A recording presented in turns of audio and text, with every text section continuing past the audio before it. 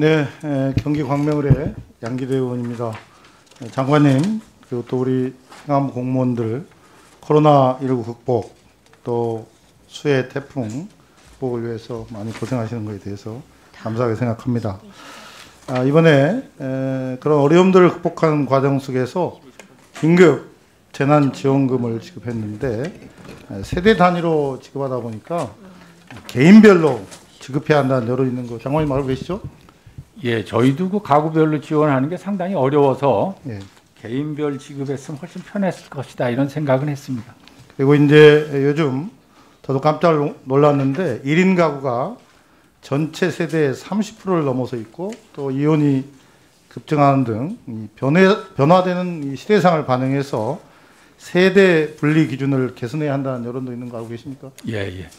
그래서 이제 이렇게 세대 분리 기준을 변화된 시대상에 맞게 명확히 해야 한다고 본 의원이 강조하는 것은 이 세대가 우리 사회에서 가장 중요한 기준이 되기 때문입니다. 그래서 특히 주민등록의 단위 기준만으로 사용하는 것이 아니라 과세라든지 수급 보상의 기준이라든지 선거, 투표, 벌금 등 국가 주요 행정 영역에 있어서 세대가 기준이 되는데, 그러면 이러한 세대를 기준으로 해서 정책이 활용된 사례가 무엇이 있습니까? 세대를 기준으로 해서 하는 부분이 좀 있을 것 같은데. 네, 많이 있습니다. 예, 뭐냐면 농가 직불금 지원이라든지 주택 공급이라든지 건강보험이라든지 또 조세정책 등 무려 79개 법령에서 세대 기준을 활용해서 정책을 수립한다고 합니다. 이렇게 그럼에도 불구하고 지금 현재 주민등록법상에는 세대의 정확한 개념 정의도 없고 또 세대 분리 기준도 모호해서 민원도 많이 발생을 하고 있습니다.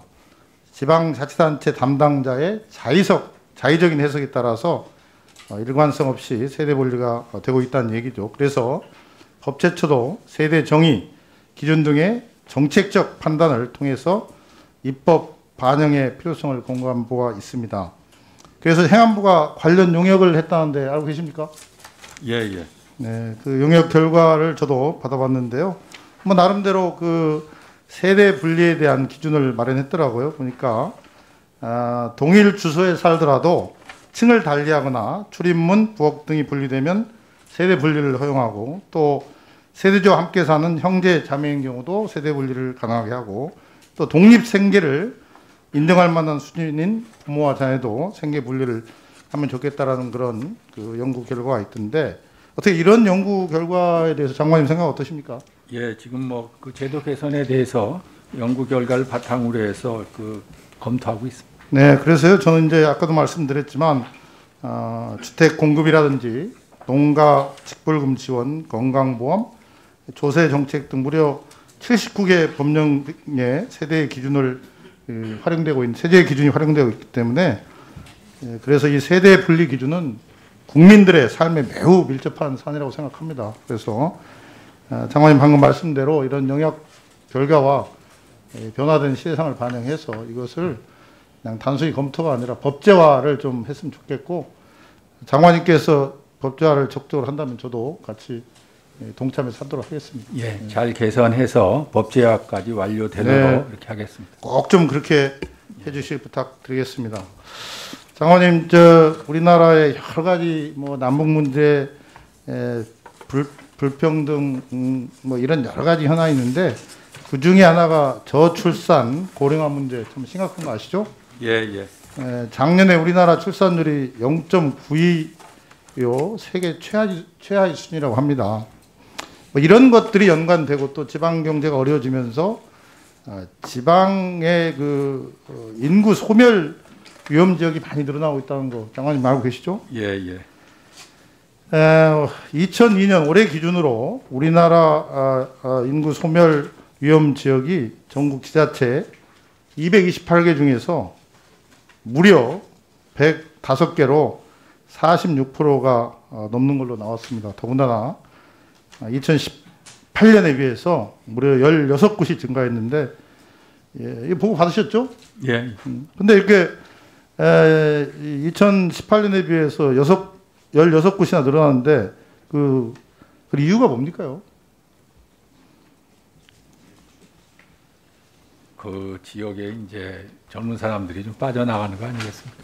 네. 네, 제가 출산율도 적고. 본 의원도 좀 네. 그런 결과를 보면서 뭘 느꼈냐면 이게 올해 같은 경우도 참 새롭게 소멸 위험 지역으로 진입한 지역이 부산의 서구라든지 인천의 동구라든지 대구의 서구라든지 광역 대도시 내에도 있다는 거 하고 또 강원도의 경우도 강릉과 동해시 등 큰 도시들도 이렇게 해당이 되고 또 이런 시의 그 소멸 위험 단계 진입이 굉장히 많아졌다는 것도 저는 충격이라고 생각합니다. 특히 주목할 점은 전남 도청이 소재한 무안군 또 혁신도시로 공공기관 이전이 진행된 나주시 같은 곳도 소멸 위험 단계로 진입했고 여기 존경하는 김용동 의원님 계시지만 경북 도청 소재지인 안동도 포함이 되어 있습니다. 그래서 이 문제는 참 국민들한테는 굉장한 관심사라고 생각하고 일본의 경우에는 인구 감소 지역의 활성화 정책을 안정적으로 추진하기 위해서 법률을 재개정했다고 합니다. 우리도 정부 차원의 그런 지원을 담은 특별법 제정이 필요하다고 생각하는데 어떻게 생각하십니까? 예, 그 소멸 지역의 어떤 활성화를 위해서 특별한 대책과 어떤 계획이 필요하다고 생각합니다. 저는요, 이게 우리 장관님과 행안부 또 우리 정부 전체 차원에서라도 이런 인구 소멸 위험 지역을 막기 위해서라도 특별법도 제정하고 또 지자체가 경제적으로나 또 인구 증가를 위해서 모든 것을 특단의 대책을 세워야 한다고 생각합니다. 그런 점에서 단순한 그 젊은이들이 빠져나가고 저출산이라고 해서 중단하는 게 아니라 활성화하고 법을 만들고 해서 좀 특단의 대책을 예, 최대한 지원책을 마련해 보겠습니다. 예, 양기대 의원님 수고하셨습니다. 다음은 국민의힘의 박안수 의원님 질의해 주십시오.